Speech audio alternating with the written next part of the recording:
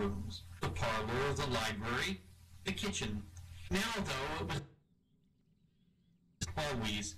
Staff reported that she spent most of her days at this table, gazing down at that city below. "Good morning, Asta," Bentman said, pausing by the side of the table. "I trust I find you well." "Well as I ever am," she said, turning her head to smile at him. Oh, flowers. Now whose?" "See," he said, putting the little bouquet of pale blooms into her hand. "He's coming along quite well, I think." He purred slightly and followed her touch.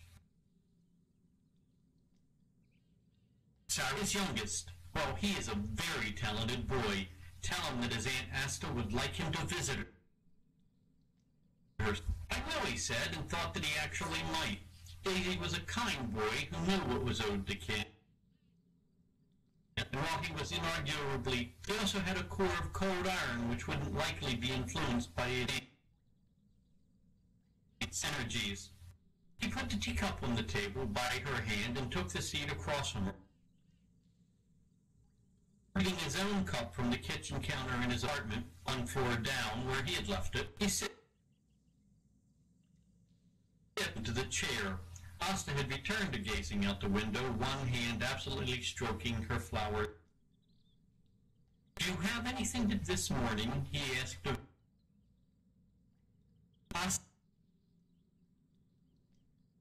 sighed. "The dark has risen," she said, turning away from the windows with his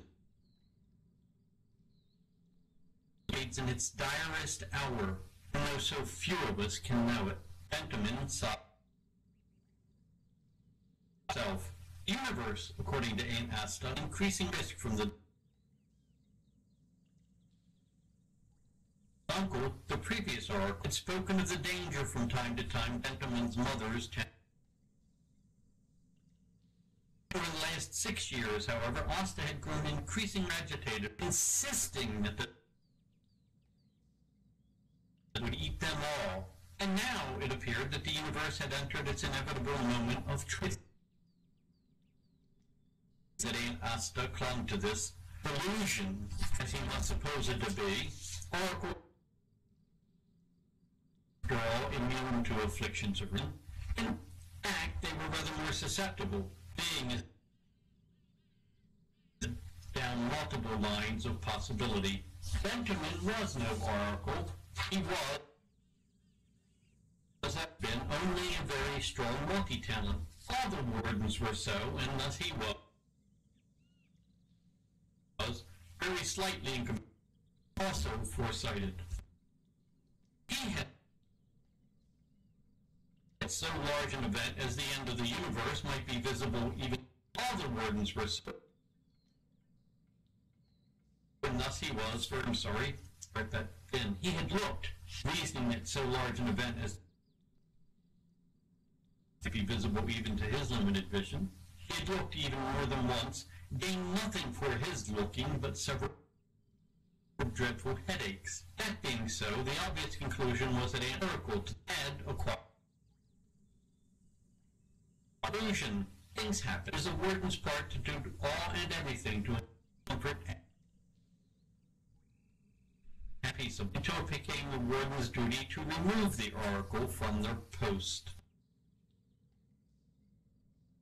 In service of preserving the oracle's peace of mind, he inclined his head gravely and asked the approved follow-up question. How may the universe prevail in this, its hour of trial? A hero must arise, she replied, as she always did, and do what is needful. Well, yes, heroes. Heroes in Bentman's experience were not precisely thick on the ground. He counted that a less well with civilization than even oracles. Still, the third question, too, had to be asked. Will this hero arise from among us? Us? Sister was frowning down at the busy streets, and she extended a hand to her teacup, picking it up without even glancing aside. Among the populations of the Redlands, he clarified, and saw her brows draw a little closer. Oh, I do not see the ring of steel and gold among ribbons. Is a hero merely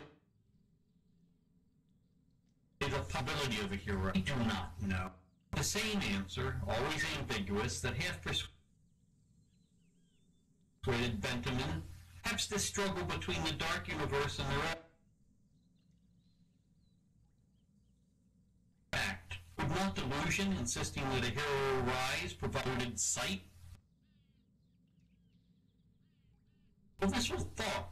If this was not delusion, and the hero was to stand up from among themselves, civilized, it would then fall to the warden to take the hero in hand once they had done what was and sequester them as the oracle for the good of civilization. Best for the hero, Benjamin thought. The continuation of the universe with the... He sipped his tea to the dregs, banished the cup, and considered the side of Asta's face. He was not, he thought, seeing those streets below, but some... That likely meant she had something more to tell him this morning, and his mandated hour was nearly gone. And risky as that was, he could... Asta turned her head to look toward him, her face pleasant and her eyes unfocused. Great ones will arrive among us, he said matter-of-factly. They desire of us a service. Great ones? Great ones? Dromleys? The dust had claimed its long dance with the Redlands. Dromleys had arrived 3 times to study the progress of their small kin talents in the strange environment into which they had been introduced. Coincidentally, a new talent had arisen soon. Such visit of Dromleys that inflicted a growing uneasiness in those who were not welcome, and the Dromleys did not their cousins in exile. Dignified Dromleys as great, however. Benjamin did not irony. Not Dromleys. To his thoughts, greater than Dromleys. Well, that was unsettling. Had the Dromleys involved another which they stood as small talents did evolve after all. New talent rises in new, but surely any such mega Dromleys no, asked the mouse, but ordered. The service desired could easily be a service. Held, he sat forward in his chair then. The Reavers. They're not returning. One could scarcely call the Reavers great, at least not the Reavers they had seen before they had all succumbed to their mysterious illness. Reavers had been dangerous. No more dangerous than their own Hoyosa, in whom the Reavers had met their match. But how vanquished Reavers had been only small talents? What if, lacking reports, was said missed, what should the upper ranks do but mobilize, looking for their oaths won? The Hoyosa were formidable. Further, they had learned from the Reavers, or they were not the Hoyosa he knew them to be. No doubt that they had absorbed numerous new concepts and were even now playing, thereby learning even more. The Reavers had been mown down, severed from their source. We will not see her like again. Sitting in defense of civilization. Though there did remain the question of the source of which the oracle seemed dismissive, and it was not, Benjamin told himself, the line of questioning ought to be addressed, but to the Hoyosa. He would make a point to do that. So, in the meanwhile, also, Asta said, interrupting these thoughts, another comes in that the great ones bring. He may be a tool to your hand, Benjamin, or you may be a tool to hers. Her disturbing too in its way. He did not care to use others as tool, though he had done so in the past, and doubtless would. He liked being a tool set to another's purpose even less. But much less import than this other thing. Clearly, Asta had gone past, and one disliked to Indeed, one knew very well what was likely to come from insisting. Yet, necessity and duty amended. These great ones, he said lightly. What service will they beg of? Asta laughed, picked up her bouquet, and raised it above her head. Flowers struggled briefly.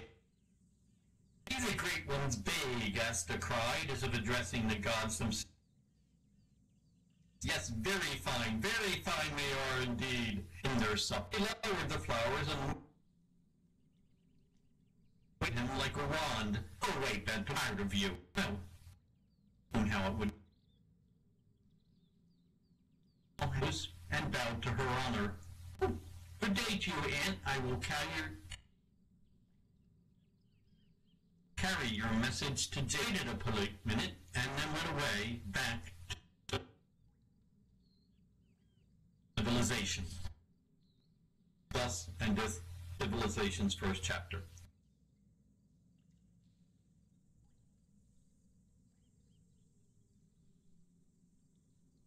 That means I get to read. And instead of civilization, we're going off grid. The Kenya had been sent to the Heyosa by a family that valued talent in all its forms. The overwhelming preference of the civilized was to keep their defective children with them, their talents sequestered and their memories erased. It was therefore twice surprising to receive a message from one no less than Liaden, stating that two wild talent siblings would be arriving at Peck's Market via the supplies caravan. The Liaden's personal interest extended so far as to solicit the kindness of the speaker for the Heyosa on behalf of the young people who were provided with names, Veeza and Torin Zinrud.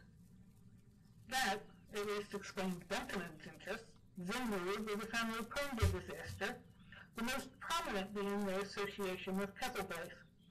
In fact, it could be said with some accuracy that Kesselblaze was the disaster from which all others sprang. Veeza and Torin were twins, quite young, and so, one would imagine, apt to fall quite easily into mortal peril. That they had not done so might be read as Kesselblaze retaining some seed of decency.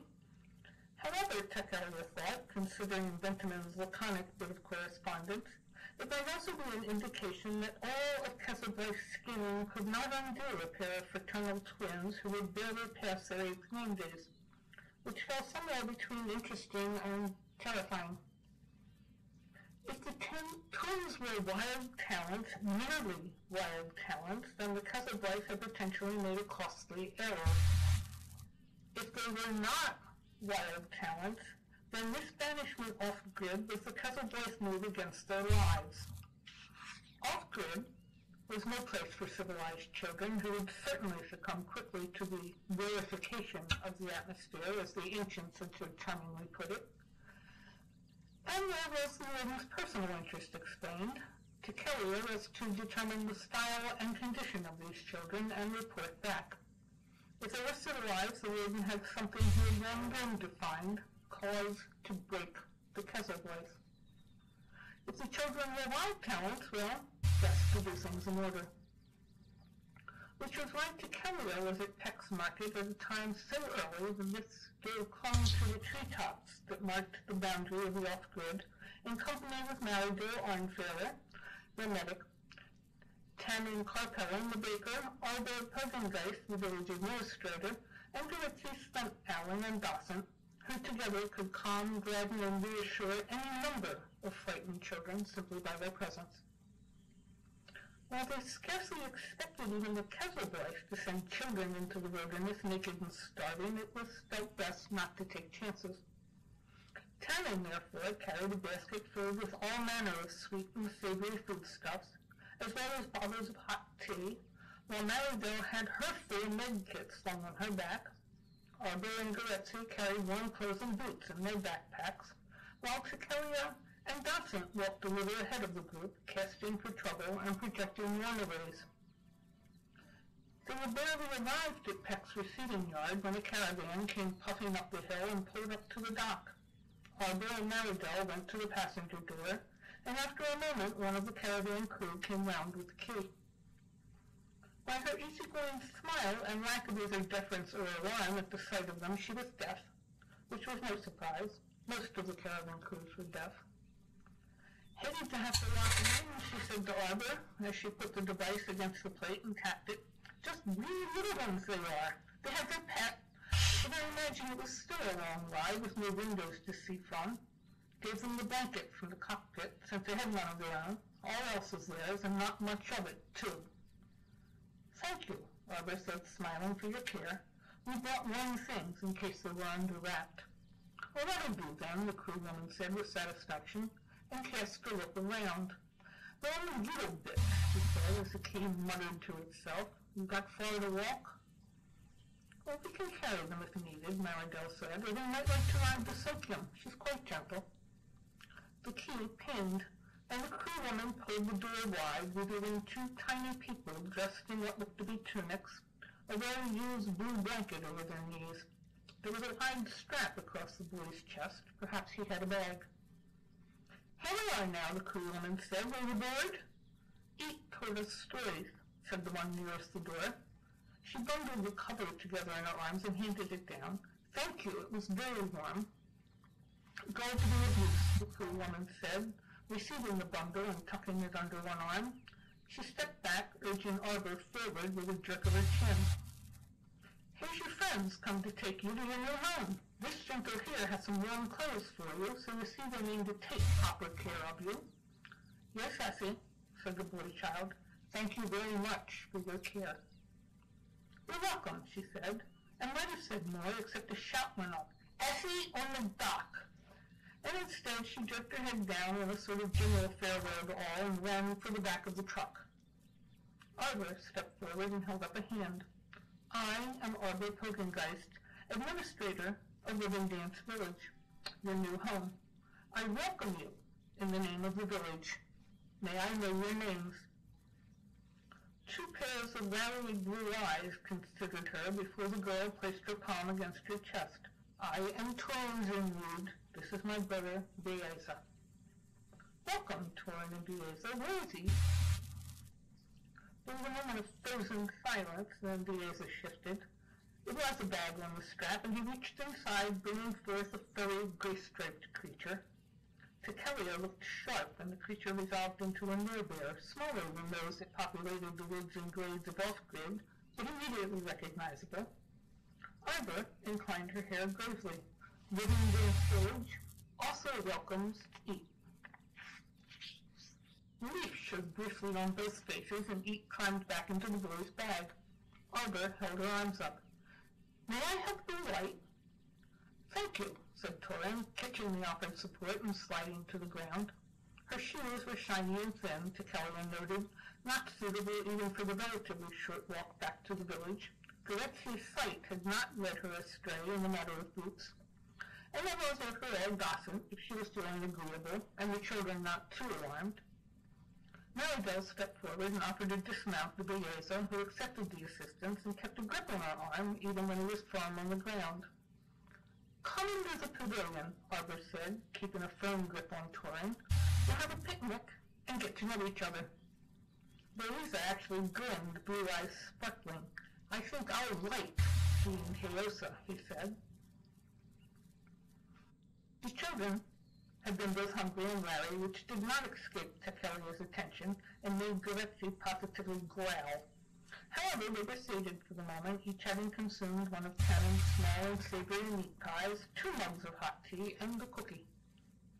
The caravan had driven off while they were eating, and was for the moment quiet under the pavilion near the boundary trees. Gauging the moment with her usual nicety, Arbor announced that they ought to see the twins dressed for conditions. Tekelia obligingly produced 3 opaque walls across the pavilion so that modesty might be served and the breeze somewhat blocked. Anna and Goretzi had taken Dotson for a stroll under the trees. Audra and Maridel accompanied the children into the dressing area, bags of boots and clothing in hand, leaving Tekelia alone to guard the remains of the picnic and consider the present situation. Tekelia had seen the medic examining Turin and Bieza while they ate, apparently finding, as Tekelia did, 2 underfed but basically sound children who had been taught distrust too young, which could only be acknowledged a survival trait given the presence of Kesselblythe in their lives. That they were talents was obvious. Whether they were wild talents had yet to be determined. Tekelia's preference was split on the point. If they were in fact wild, then the Hayosa would keep them as theirs by right, which might very well open the Hayosa to any future malice the Kesselblythes might hatch.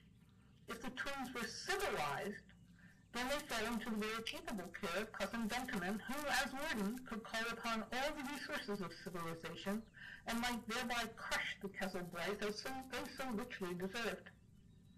It was, now that Tekelia thought on it, a little chilling to suppose that the Kesselblythe had already done these sums and concluded that they might more easily have their way with the Hayosa. Which led to the next disturbing question. What could the Kesselblythe want that the Hayosa had? A subtle movement brought Tekelia out of thought to look at the table where Eat the Lowbear sat quite near, holding a piece of pie crust in one small hand. Tekelia touched the ambient and established a rapprochement. The Lowbear considered it with interest and took a bite of his crust. "Young Eat," Tekelia said slowly, "I wonder if you might assist me." An answer rippled the conduit between them as if the Lowbear had lifted a non-committal shoulder. "No, I quite see how it must be," Tekelia assured him. "Your first duty is to the children. Indeed, I'll lay odds you're the reason they have thus far survived the tender regard of their cousins." That earned a sharpening of the creature's regard. Tekelia, seated, bowed. "They are safe with me, Fire Eater, but here, where are my manners? I offer you a thread for your web." The signature of the old Lowbear tutor came easily to mind, and scarcely required an effort to place it into their shared consciousness. Eat considered the signature with some interest and accepted it without acknowledging acquaintance. He then placed a reciprocal offering into the conduit, as was only polite. "Zinder Kesselblythe, I thank you. It is pleasant that we have an acquaintance in common, though I might wish it to be a more pleasant acquaintance." Eat acknowledged this sally with a chuckle that rippled brightly along their connection, and offered another face, this one tasting like a query. Tekelia considered carefully the dark-haired woman with the sparkling blue eyes. There was something familiar. Oh, yes, of course. The similarity to Turin and Bieza, especially to Turin, was striking. "I have not had the pleasure," Tekelia said gently. Sadness flowed between them, and Tekelia gave the Lowbear a moment before producing another signature. This was not the usual sort of signature, but rather the thread that had been repeated in all the signatures of the Reavers who had been read by the Hayosa. It was possible that it was too esoteric for present company, who might not recognize the truncated thing as a signature at all. Lowbears in general did much better with faces than with Eat squeaked, dropping what was left of his crust and sending a strong scent of negation through the ambient between them. "My pardon," Tekelia said earnestly. "It is not my intention to distress you. Truly, I am pleased that we do not share this acquaintance, but, given the Kesselblythe, comfortable understanding flowed across the conduit, the Lowbear equivalent of a pat on the hand. "Thank you," Tekelia said, hearing Goretzi's voice coming closer. One more, if you will indulge me." The image of the old Lowbear's student filled the conduit, her signature and her marvelous shields. There came another squeak, though of a different quality than the first, expressing wonder more than disgust. Eat muttered softly to himself, and then slowly an image took shape. and Tekelia was looking at a strong-faced woman, dark brows and high cheeks, with the glitter of well-built shielding around her, and another glitter on one long, wiry hand, a ring with many jewels that might perhaps have been found gaudy on a person of less presence. Tekelia bowed again. Interesting. She was very like. Thank you. The neighbor allowed it to be learned that he would welcome another session when they both had leisure, then turned toward the children's dressing room, ears pricked, as the walls flowed away again into the ambient, and the twins stepped toward the table, looking much more the thing in warm, flat-woven sweaters, tough Kansas trousers, and good boots. Well then, said Tekelia, standing up and away from the table as they approached, that's more the style. Now you look like proper hair, said she added, coming round Tekelia's right side with Dawson pacing at her knee. We have time to eat something more to keep us on the walk, Tannen added, circling wide around the table. Turin smiled, somewhat less tightly than previously, and Tekelia saw a gleam of actual pleasure in her eyes as she found the neighbor sitting in the center of the table among the ruins from their previous snack. I don't think pie is good for you, she said, and Tannen laughed.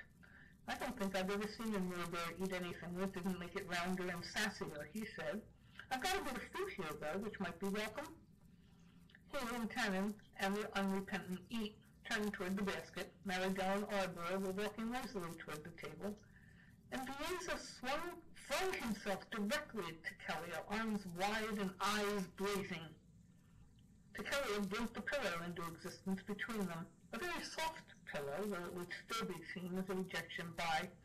The rush of emotion was stirringly obvious at this proximity, a lonely and affection-starved child. Hey there! Goretti swooped down and close, just brushing the pillow with her elbow, scooping Vieza into her arms. She pressed her cheek against his hair, rumpling it, and braced him against her hip. I want Tekelia, Vieza said. Well, of course you do, Goretti said with a grin. Anyone would. You show very good taste. However, we Harosa have rules, different rules from those I dare say you've been used to, but rules just the same. And one of those rules is that no one touches Tekelia. Reza blinked at her and turned his head to address Tekelia. Are you being punished? No, Tekelia said, leaving philosophy for another day. My connection to the ambient is very strong. So strong that those who touch me, even if they are shielded, are sometimes wrenched out of themselves and into the ether.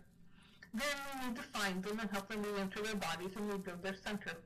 All of that is time-consuming, besides being very frightening for the person thrust into the ether. Best for all, if we avoid the possibility entirely. Tekelia bowed.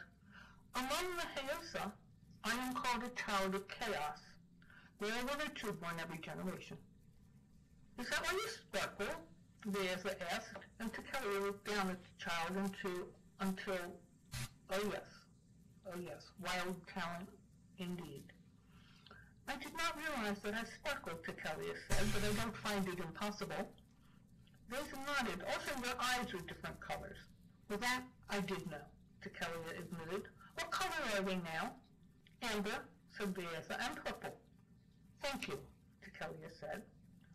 Now, said Goretti, it's time for a snack before we walk back to the village. If we hurry, we'll be home in time for dinner.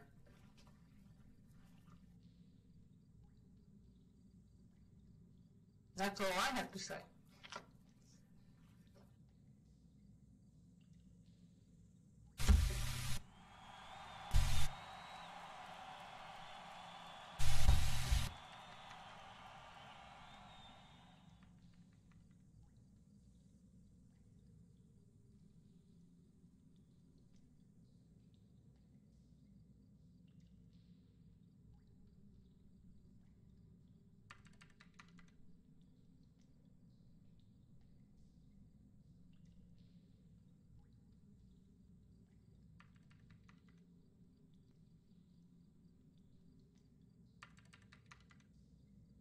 Okay, Sharon and Steve, would you be okay with the audience?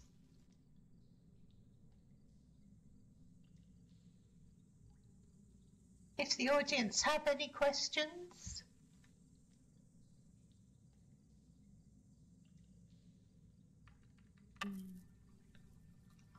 You're okay to answer a few.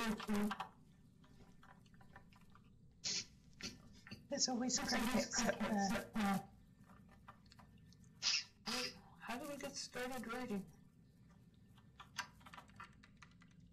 How do we get started writing, I see here? Yes. Is that us together? Julie?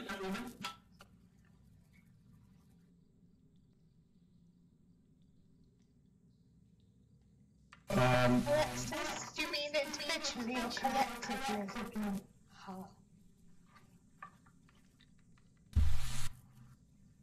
Well, I was beginning to be a writer, and Steve was a writer, and I came from writing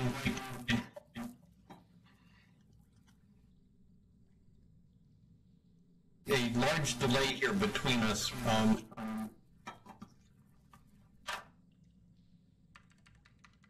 Suppose. I started off as a writer, as a poet, and that came to me very naturally because my grandmother was an award-winning poet, and I managed by the 10 or so to decide that I was going to be a writer one way or another. Books, that's what she given it was. This came really to me that that's what I was going to end up doing. Eventually I was a journalist, worked for a number of community newspapers, but the whole time, from the time I turned 10 or 12, I knew I wanted to be a fiction writer, and I knew I wanted to be a science fiction writer. Sharon? right, I'm here. I became a writer because I read everything, and I decided that I wanted to tell my own stories. It's a little more complicated than that. It's when you hit the 3 books in a row and you say to yourself, I can do better than that. So that's what happened to me. And I had been making up stories in my head all my life. So it was sort of natural to just migrate to paper.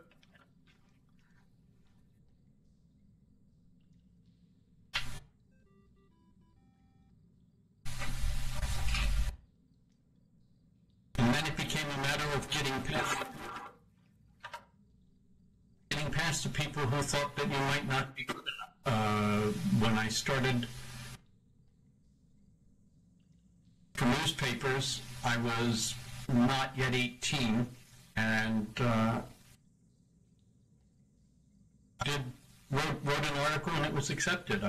That's part of the writing. Rejected, and I had a lot of stuff turned down when I was getting started. But the becoming a complete writer took getting past the people who didn't want what I wrote and finding out whether it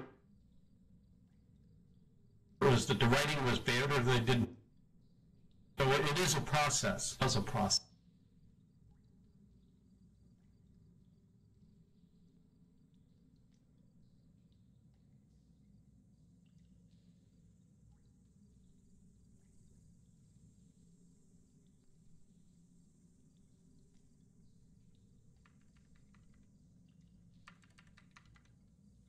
Any more questions?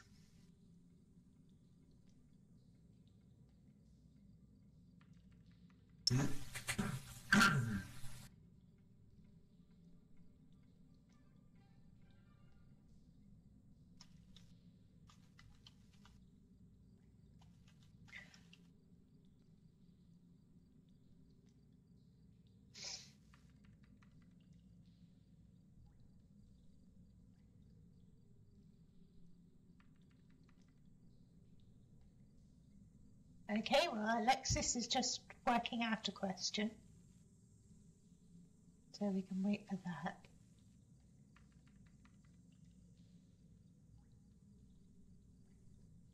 Okay, Jilly is asking, what are the hard and easy things about writing together? Those would be the same things.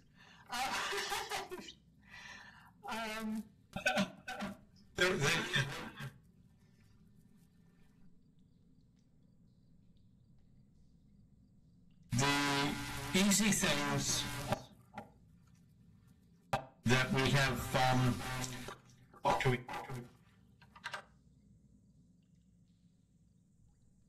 and the hard things are that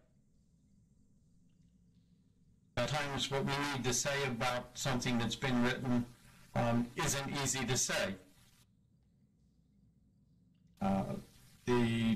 Since we've been doing it for so long, some things become habitual. And we're used to passing pieces of writing back and forth between each other. But that can be hard sometimes when you looked at something and say, this doesn't fit what I should be doing. And that's a very hard thing.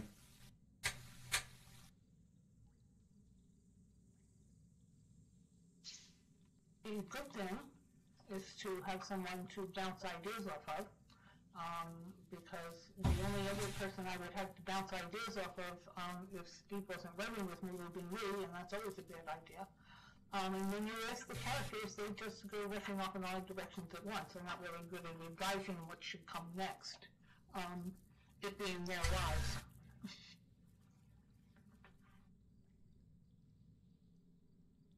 As our neighbors know as well, when we all used to go to the grocery store, you remember this, we're the people who would stop in the middle of the aisle, and one of us would say, story stuff, and we would both stop. Wherever we were, and the person who called story stuff would start to explain a scene, and we would listen, and the people would, our neighbors would just kind of work around us. Sharon, Steve, can I have the pasta sauce, please? Yes, see you later.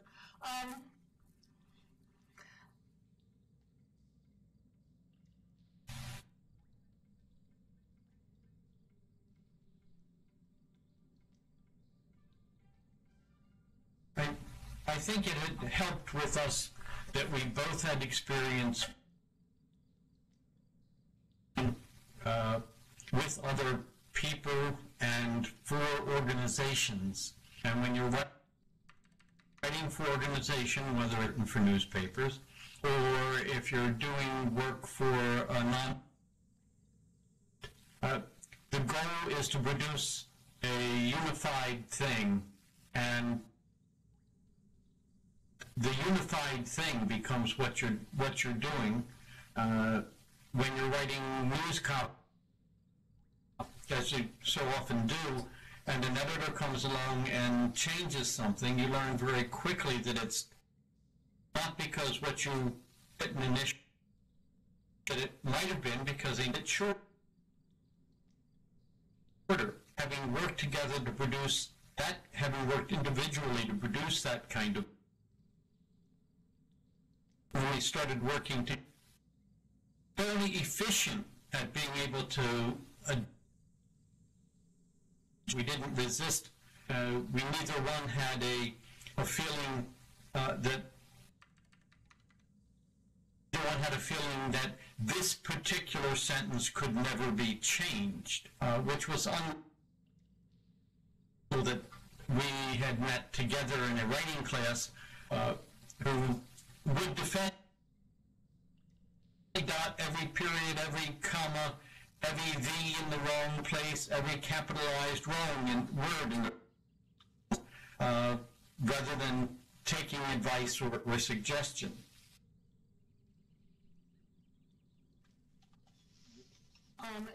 In our feeling, it's the.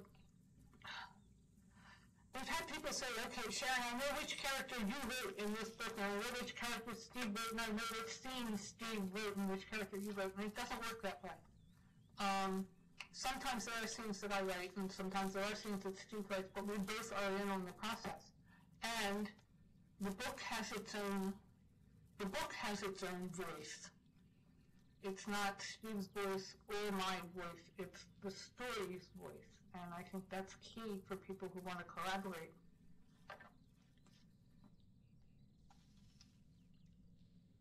Sitting here laughing because of the time that challenged us at a convention panel, and saying that, well, I'm sure that Steve writes the guys and that Sharon writes the girls or whatever. And we were explaining that we both knew different things, and that yes, I generally did write the stuff about the aircraft and spaceships and things like that if there were maneuvering needed. She might fight. And the young man who had asked the question kind of sat back very hard.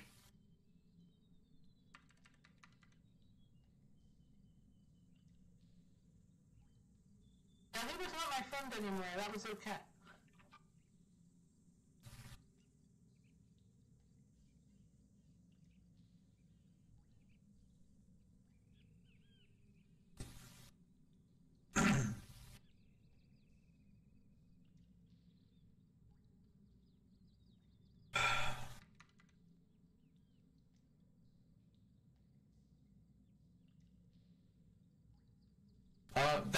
What would be a good way to stay focused on writing as you're building up a habit of doing so every day? Hard for me to address. I started writing when I was a teenager, and it was I had to do every day. I wrote 2 or 3 poems every night. I worked on short stories every night. About in high school, when I had homework and stuff, I would rather be doing my writing than when I started college, I was a summer as a consumer worker. I would get up at 5 in the morning, get home at 7 in the and after a shower, the first thing I did before I ate was sit down and write, work on a story I'd been thinking about while I was working.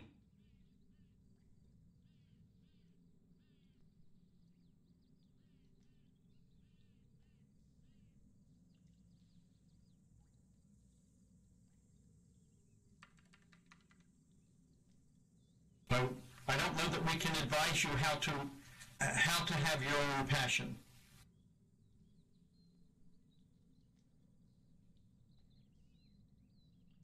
And it is true that sometimes when you have something on deadline, that reading a book or going for a walk or playing endless games of solitaire looks really, really attractive. But that's a different thing. That's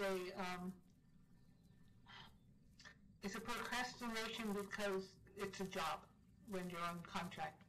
But just starting out, people are very rarely on contract and very rarely on the job. Oh, it's a job and I have to do this. And the only thing that gets you to the desk is you want to do it. If you don't want to do it, that's okay. That's okay. People do other things and be writers, and they're probably happier.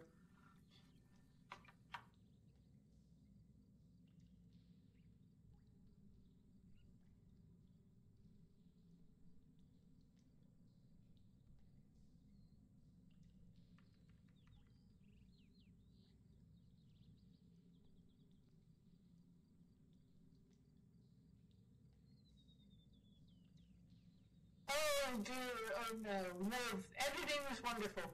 I have gotten to the point where I will write a story on the just put down the part you know, and then I get to go back and go over it again and edit it and stick in the stuff that's missing. Once I've done the stuff that I know, then I can see the bridges that need to be built. Editing is a wonderful thing. It's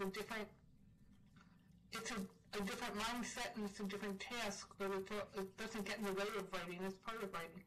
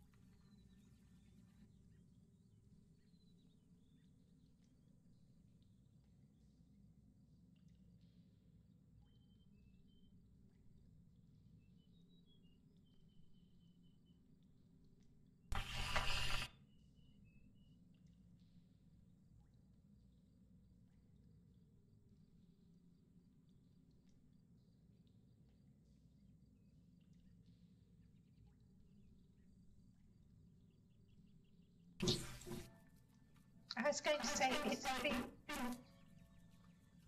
Go on.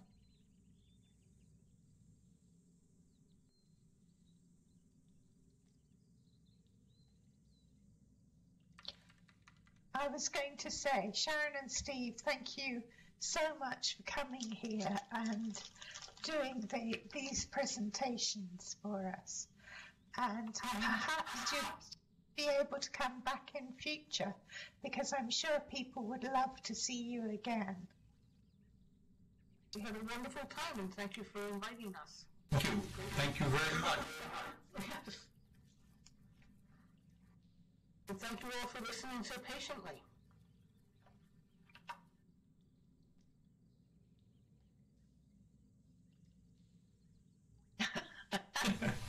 Yes.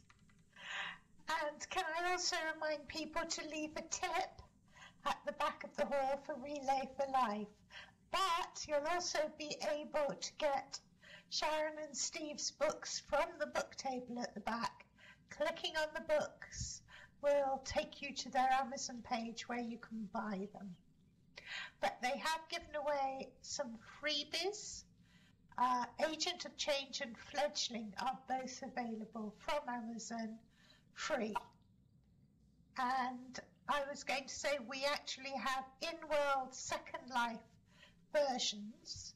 Again, you'd get the Kindle at the end of it, but you could have copies of their books to put in your homes. So if anyone would like a pixel copy of Fledgling and Agent of Change, I would be very happy to pass them out to you. Just IM me.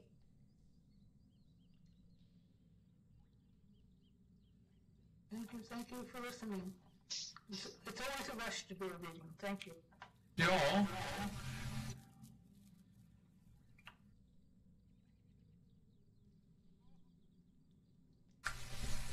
Thank you so much. You've been the most wonderful guest.